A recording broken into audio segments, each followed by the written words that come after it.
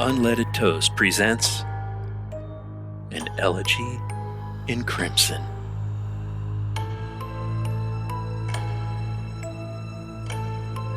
Before we begin, this show, this unholy elegy, it touches on dark things.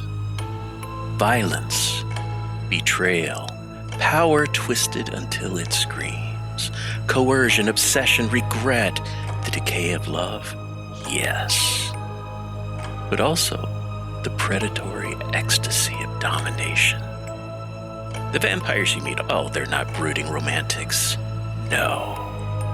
They're apex predators, dressed in silk and shadow. And the mortals, the mortals, they're sheep. Fleeting, often forgotten, unless they amuse. Our vampires, they will kill, they will seduce, they will destroy what they love most. Violence here is without prejudice, and it is very rarely gentle. Some episodes will hurt. Some may unearth your forgotten wounds. But you have permission to pause, to breathe, to walk away. But if you stay knowing the void watches back.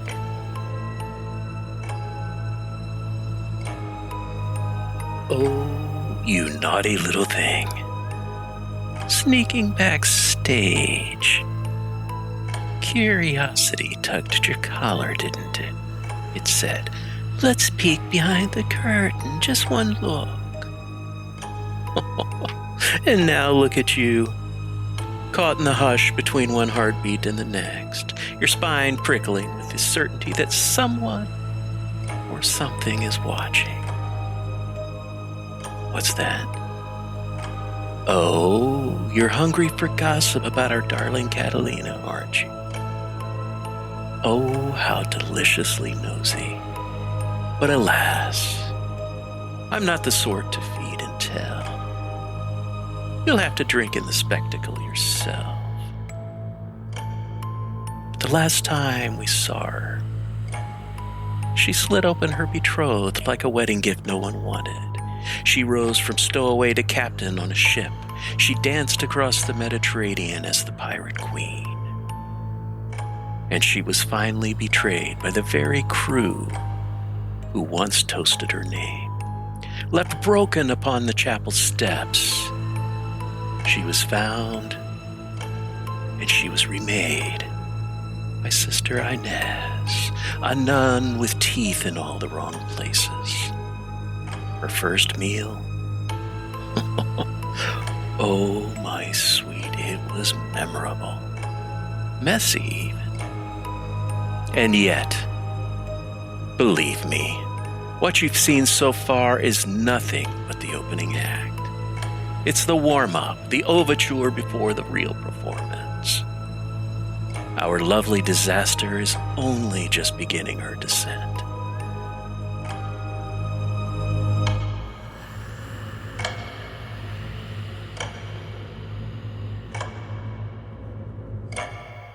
Shall we begin?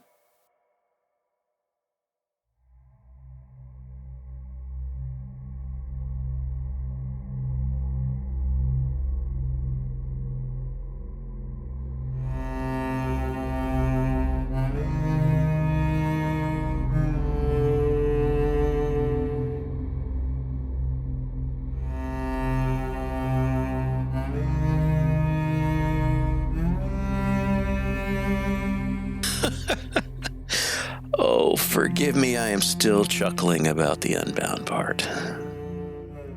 Okay, so here you are in this place, this crypt, and someone believed there was something inside you worth saving.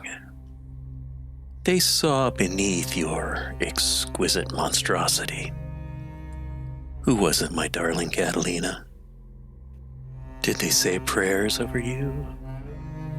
Did they light candles? Oh dear. They were trying to change you, dear Catalina. They wanted to make you what you were before. But it didn't work, did it? How foolish.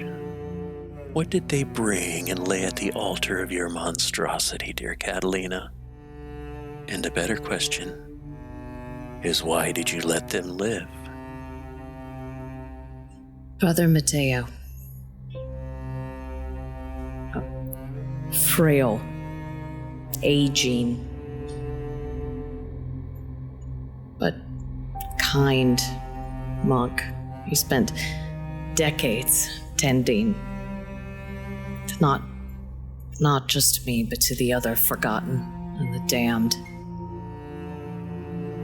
He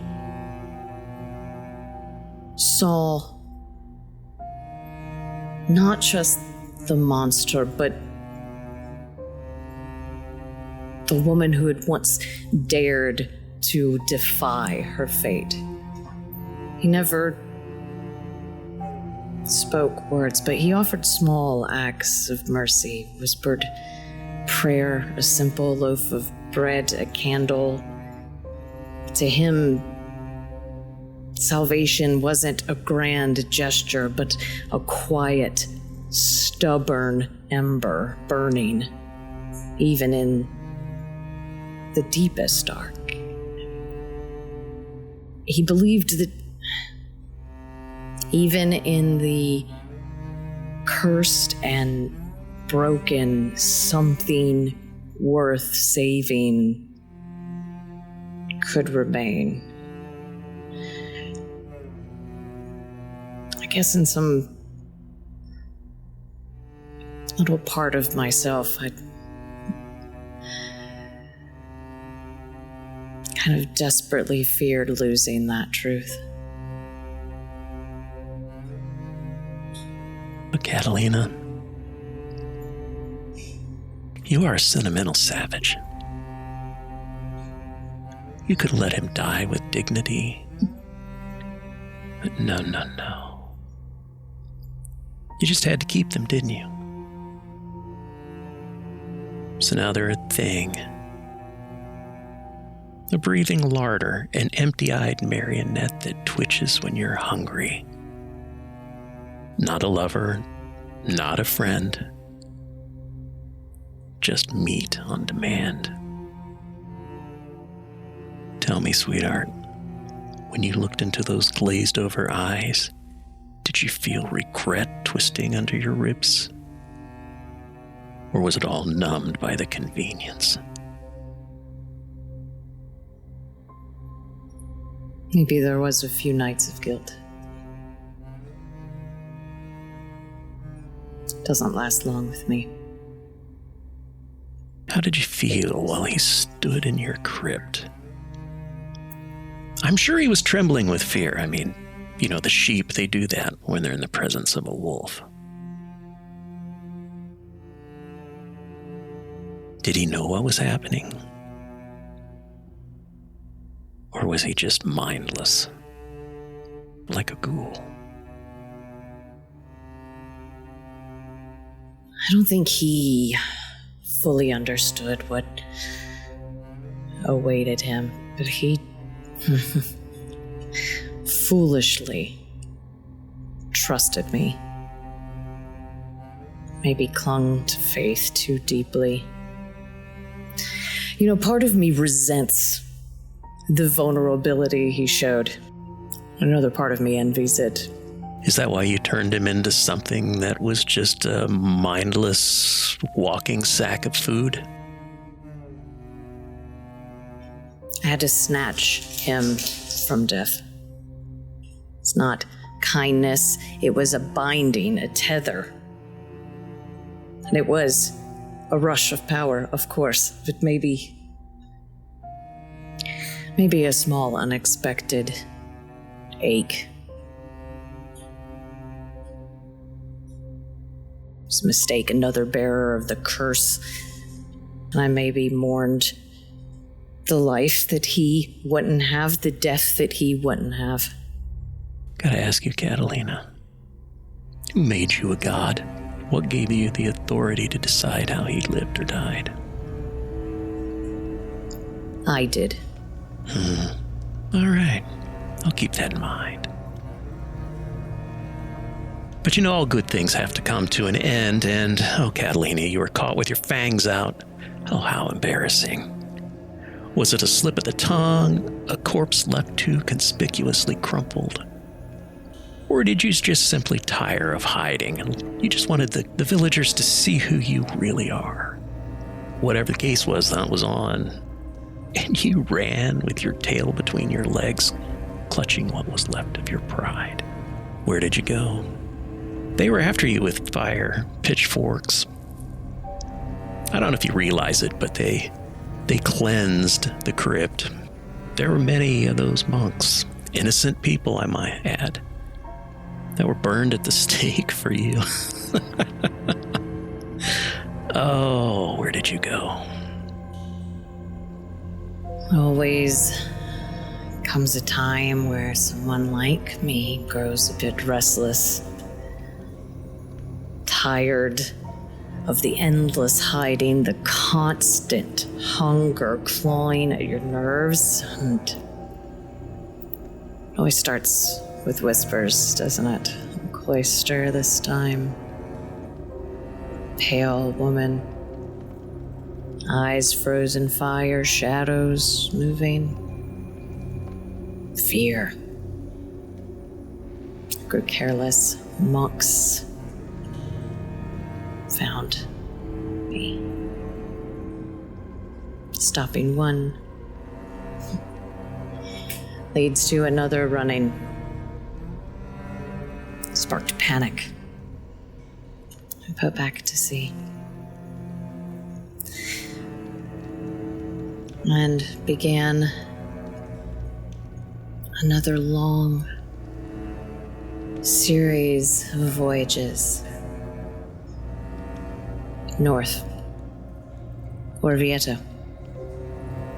What name did you adopt? I know, it's Catalina. My dearest, I have always sailed under my own name. One nagging question. What became of the poor father? The meat bag, What became of him?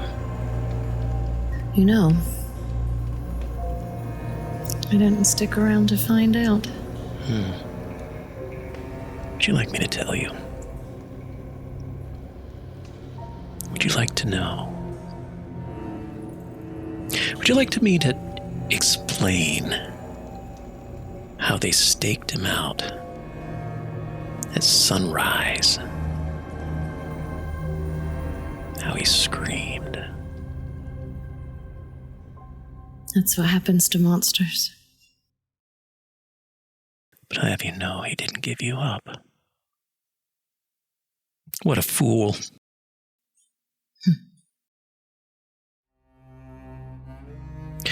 So you've struck out, you're sailing. You're a sleepwalker in the shadows. Centuries are slipping by like wine through a cracked crystal. What memories did you lose? The first one. The one that hit maybe the hardest. Was the taste of food, wine, and life. How does it make you feel now, standing here in front of everyone, that you can remember what that tasted like? Like life. Well, but we know you're not alive anyway, so that doesn't matter, does it? Not anymore. Well, you know what? We're going to jump ahead a little bit, see where we are. So time has passed. And oh, my sweet little tigress Catalina, it seems your talent for making enemies has finally outpaced your talent for killing them. Bravo, my dear. You've offended someone. Oh, how grand, you always offend someone. But this one wasn't alone. Oh, no, darling, no. This one has friends. The kind with influence. The kind with secrets. The kind who speak in riddles and strike in symphonies. Oh, and at their vanguard, it's a face, cold, beautiful, unrelenting, and immortal. Oh, who is the sheep that you've offended with your arrogance? Let's see. There's always an angry merchant, is there? Lorenzo Vela. Shipping interests who just happen to be crippled by ships intercepting his fleets. Lost not just his wealth, but a bit of face. Maybe now a little bit of a grudge. Oh dear, it wasn't a bit of a grudge. Oh no. You underestimated Lorenzo. Who did he have at his call? What nightmare did you awaken? An immortal, ancient. His name only ever spoken in hushed tones. I heard him called Malachi. Oh. The facilitator looks up into the darkness. You didn't tell me. Then looks back at you. Malachi. Feared. Brutal methods, cold, cunning. Commanded shadows like weapons, ruthless, intelligent. He wasn't Lorenzo's friend nor ally. He served his own inscrutable purpose. So tell us, because I'm sure Malachi really wants to hear this part. Tell us when the noose was closing, when the storm was overhead, how did you slip his knot and vanish like smoke into the wind? It was a labyrinth of tunnels beneath the city. Walls slick with damp. Narrow passages no human could follow, to move like a whisper. Every step calculated, every breath controlled. The secret, as always, is having the muerte awaiting on the river's edge, hidden from eyes. Through the woods, to the water, to the ship. Always catch the currents before anyone can close the distance. Disappear. Endless sea mist. So when you were running through the woods, what form did Malachi take? He's one such as me, but he, at the time, was more. Take forms that could move like shadow, like smoke. It's another, like I, just another monster. And from in the void, up in the upper levels where the gods sit, you hear this shout, and it's almost like thunder, and you feel the void vibrate, and you hear something or someone scream, "Liar." The facilitator looks a little startled, steps forward, takes the large tome and moves back a page or two and reads. No, Malachi, she did slip through your grasp. Oh, I'm sure your boss will love to talk about this. So, Catalina, you escaped the famous Malachi. Where did you go after that? Where everyone on the Mediterranean eventually ends up. City of masks, secrets, canals. Everyone loves Venice. Shadowed alleyways, so easy to find refuge among smugglers, courtesans, maybe owed a favor or feared a temper. Venice gives anonymity beneath the gilded surface, a new hunting ground, an endless dance, power and betrayal, and oh, that suits a restless spirit. I bet it does. But you met somebody there. You met someone who you didn't treat like food. Could it be that you saw something interesting in this mortal? Why didn't you kill him? Why did you befriend them? Why in the world did you take them under your wing? Luca's talent for crafting these exquisite masks. It could conceal more than just faces. He looked past those eyes and scars, sensing that fire. He wasn't afraid, and more than that, he was curious. He understood this fragile dance of secrets and survival, and he offered something rare, a sort of mirror to whatever fractured humanity I had left. He spoke of beauty in broken things, and whispered that even in darkness you can create a new face, a new life.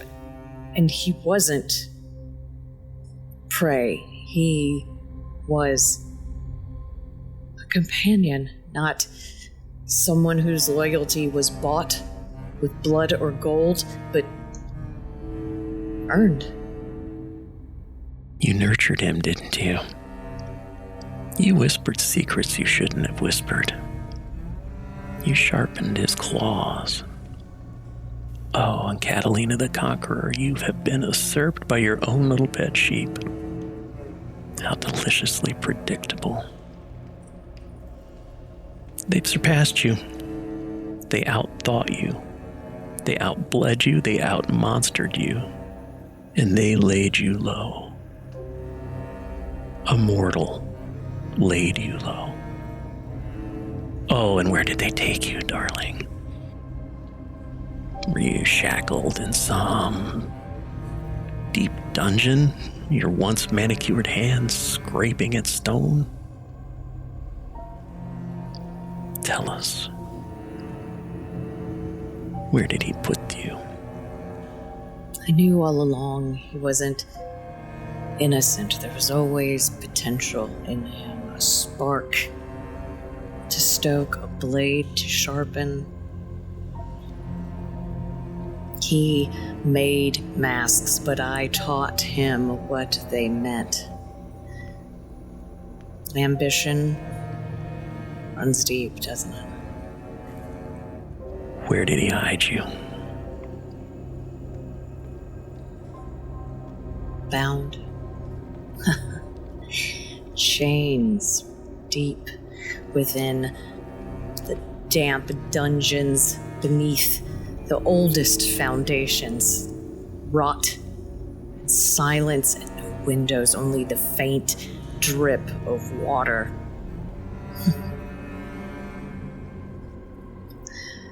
I don't even think he knew what I was. Just the great pirate. When he found out, didn't he? You didn't kill him. You couldn't touch him. He was smarter than that. What did he use you for? What grim little purpose did your prodigy wring from your humiliation? Took my name, my reputation, seen whispers of my existence, sway deals, crush opposition. I may have been bound and powerless, but my legend carries weight. Oh, it did, didn't it? But now you're in this little tiny, damp, dank, underground place. Did he ever come to visit you? Did he ever bring you food? Never saw his face again. I could smell him. I knew when he was on the other side of that door, but it was never him shoved inside. Always some little treat, though. Did he care for you, or did he just want you to stay hungry? Can never shackle someone you care for.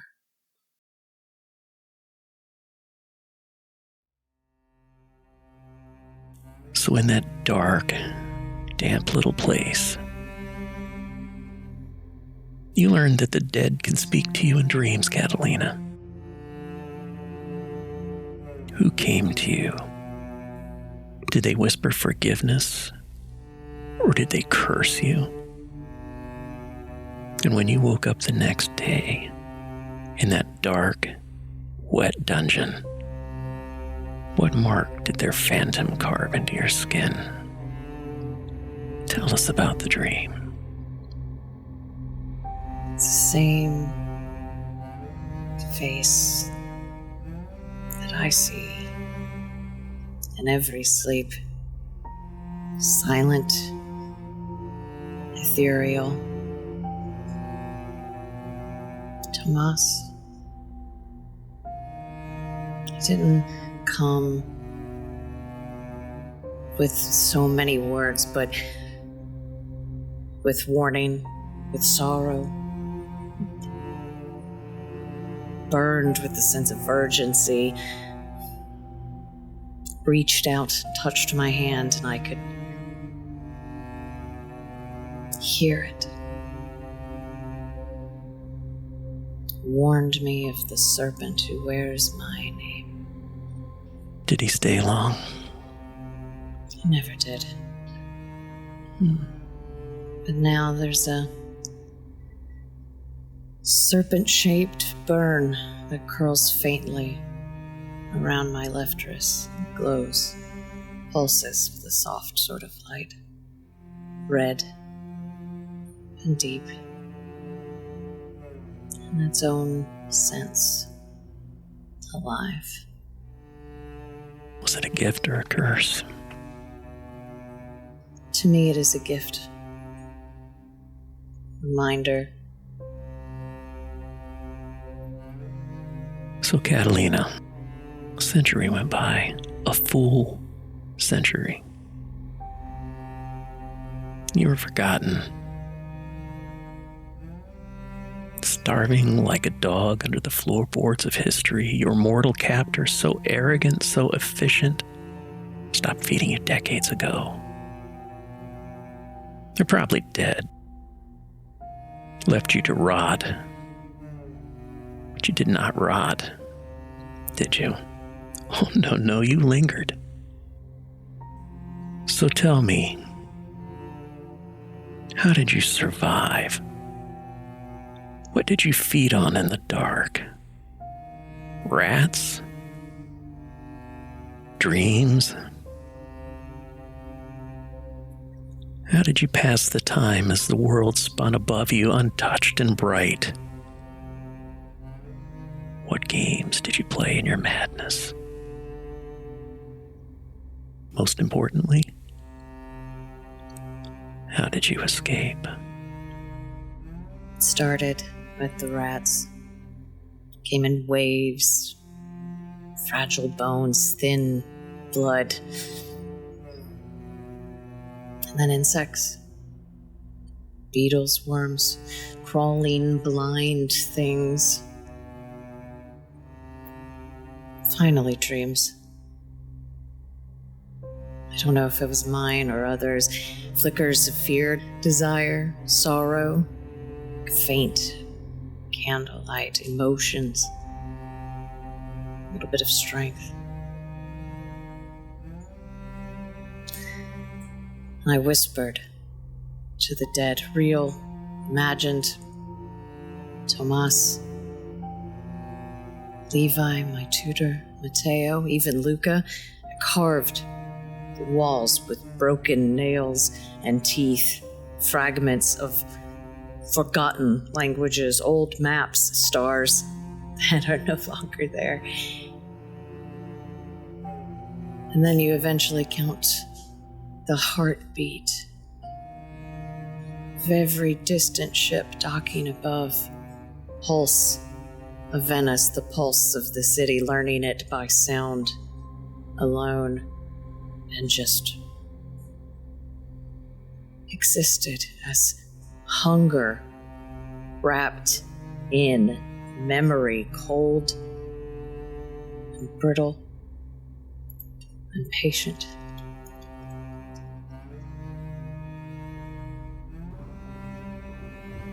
And there was a night storm heavy, and the flood waters came. Venice groaned under the weight of rain and tide, and the ancient stone gave way. Cracks split the old foundation. Water rushed in, pushing away debris, breaking old seals and bursting long-failed ironwork. It came with motion. Rats scrambled for high ground. Stones shifted and chains snapped, and when the water surged, I seized it. Nothing but burning, terrible will, tearing free of crumbling wall. Oh, and the prodigal nightmare returns.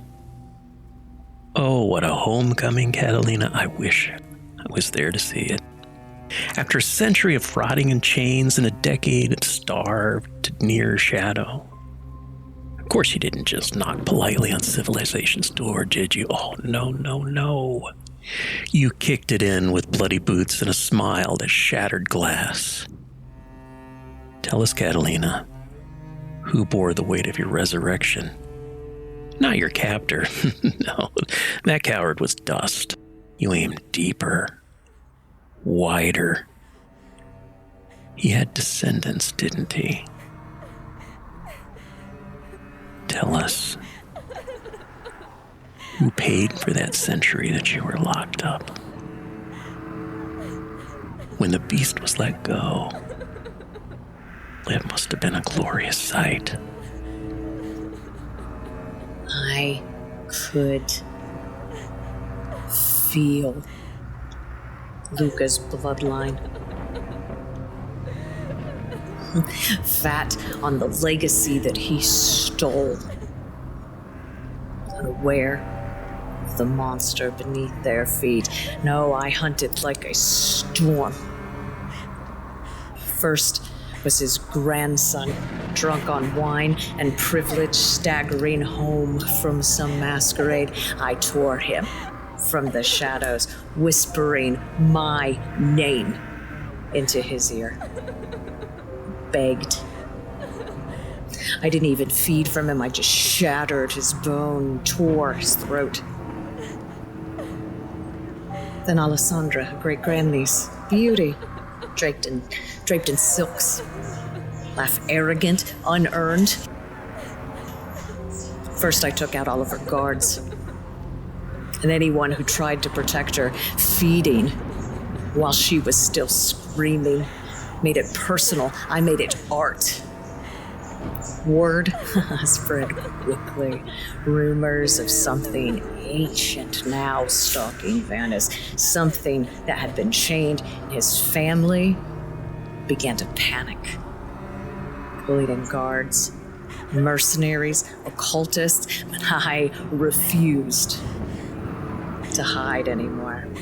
And one by one, I would peel away everything Luca would build. And if I could not sate my hunger on him, then I would find it wherever his coward blood now hid. But there's a delicious part to this. One among them was good. Oh, they were so good, were they not? Pure, radiant, and so very, very kind. And you, O Catalina, my breathtaking calamity, you broke them anyway.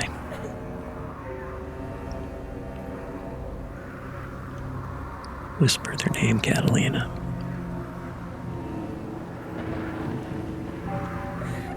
You crushed one of the good ones. Sophia. Sophia. Who was she? She was different from the others.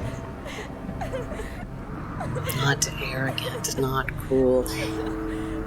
Kind to the forgotten, gentle to the desperate, fed the sick, visited the poor, smiled at strangers. Almost wavered. I saw something that almost felt like a mercy. But a century of rage does not yield to fleeting softness. She was sweet and warm and vibrant with life, and I drank deep, even as she pleaded, but it was not for her life. It was for my soul. Oh, how tragic. Oh, how'd that make you feel? Oh, I forgot, you have no... Yes, you do, you have feelings. How did that make you feel? She said I didn't have to. But I did. Because I could. And because his legacy demanded it, because hunger sings louder than guilt. It was not for her, it was for him. How did I feel? Angry. And that's the best you'll get from me. That'll do. That summer of wrath, oh, that became a legend. So, darling, what did they call you when they needed a word for unforgivable? What legends did you spark? The Vega Rosa. The red Vega.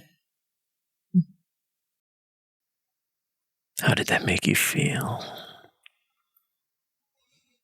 It's a private, secret curse. How do I feel? I feel that it was well earned.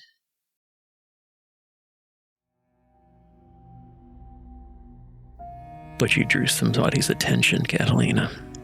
You're awakened from your resting place, and you're startled to see that another of your kind stares into your soul. And they decided to steal something from you. Something you valued. Something that you forgot you needed. Who was the other immortal? And what did they take from you? Celine. She had heard La Vega Rosa, where others feared fury. Oh, she was drawn like a vulture to the scent of blood. In a book, long ago, one from my tutor. Hundreds of years, centuries, I had carried this. It was surprising when a stranger acted like they would know me. Sentimental things, they said. It's not good for one such as us. He was in the flames before I could save my tutor's book. Did she just leave you? No one just leaves me. There's a story there. What did you steal in return? It was a masquerade. Silk masks, laughter, and wine, and mortals dancing like fools. Unaware of what masks can hide. Of course she stuck around. They always stick around. And it was fun.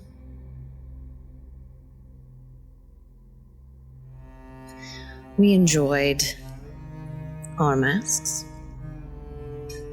enjoyed our dancing, enjoyed our little drinks from a guest here and there, and I had noticed her locket. She never took off. She had told me about it, a gift from the one who had turned her. Oh, I knew there was something special about it. It had been long enough to where she thought I may have forgiven, may have forgotten. But that's not like you, is it? It is not.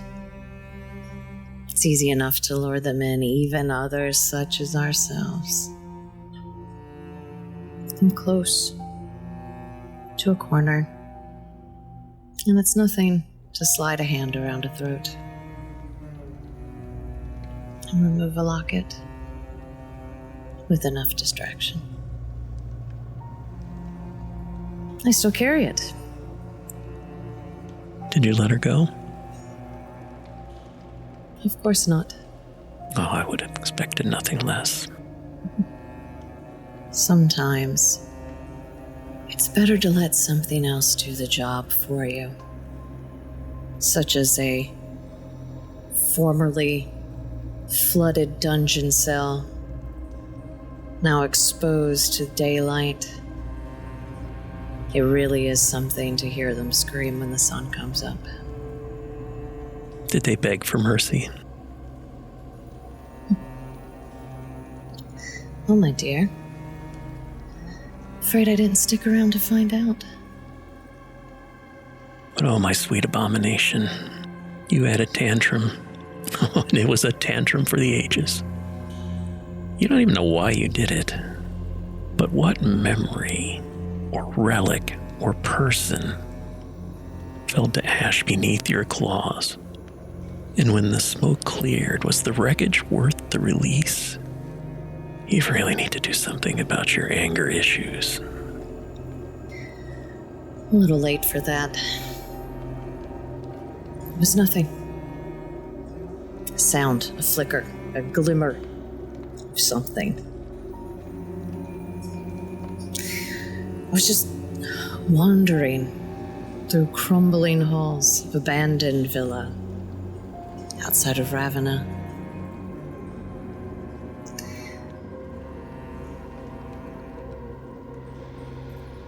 And I brushed my fingertips against the staircase and something pulled. Like a hook.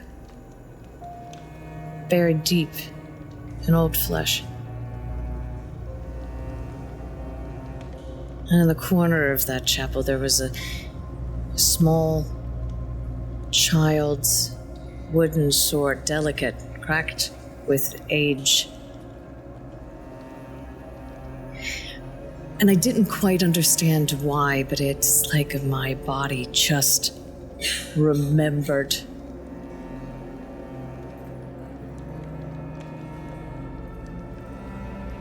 I remembered Levi teaching me defense, barely more than a child, the first blade I was ever given, a wooden sword. I tore the walls apart with my bare hands. I shattered the windows, smashed the statues into powder. My roar rattling what ancient beams were left until the whole thing collapsed in on my rage. Of course, it wasn't there anymore, gone again. I didn't even know why it hurt. Did it make you feel better? At the moment, yes. Later, pointless.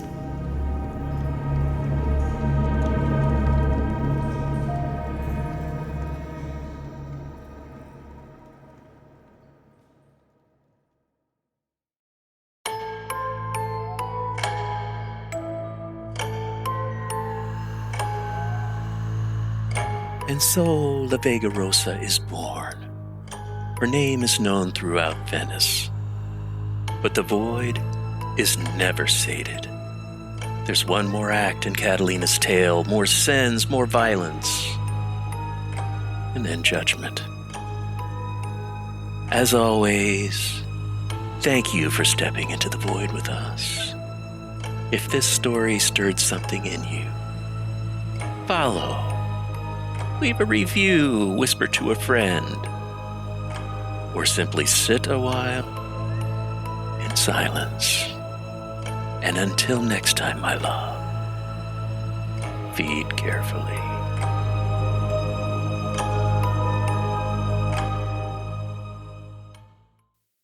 Tonight's vampire, Catalina de la Vega, was brought to unlife by Lizzie Webster. Lizzie is a gamer of all kinds, a mom to both humans and animals, and the founder and producer of Endless Night Gaming. Her upcoming podcast, Out of Character, is set to debut soon, so look out for that. You can catch Lizzie streaming over at twitch.tv/endlessnightgamingnc. Do drop in. I mean, the night's still young. And finally, from all of us here at Unleaded Toast, thank you. Thank you for your time. Thank you for your attention and for being a part of the community we're building together. In a world overflowing with content, the fact that you chose to spend a part of your day with us means more than you will ever know. We're honored to be a part of your story just as you have become a part of ours. Thanks for joining us here at Unleaded Toast, where every story matters and every voice belongs. We'll see you next time.